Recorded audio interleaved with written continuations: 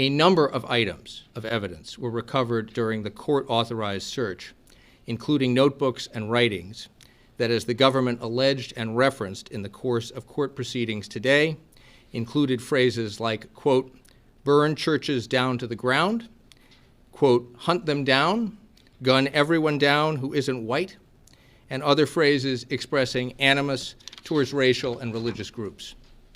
This afternoon, the defendant was brought before the district court for an initial appearance before a United States magistrate judge. The government requested that he be detained, and the court has granted that request.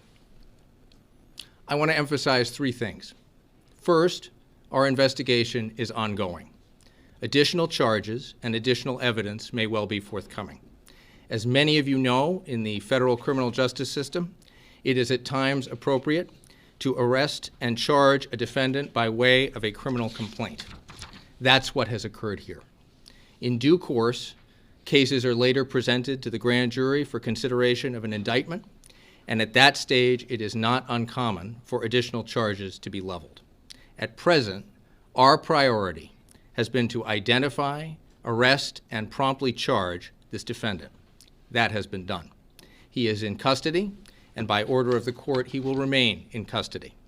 Second, I want to make clear that at present, we do not have evidence of an ongoing threat beyond this defendant to the community at this time. Third, to the clergy and the parishioners of the Shiloh Gospel Temple, let me say this. I cannot imagine how you must feel at this profound violation of what is and is meant to be a place of refuge and a place of worship. To have its sacred precincts violated by fire and hatred mere hours before your congregation and your community was to have gathered for Sunday worship is an intolerable violation.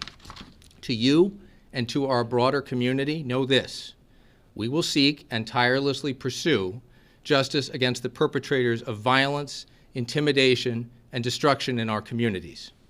Acts of violence and intimidation, whether they are motivated by racial animus or religious hatred, or that target and seek to destroy places of worship, will be met by this office and by this Department of Justice with the swift and sure response that this conduct demands.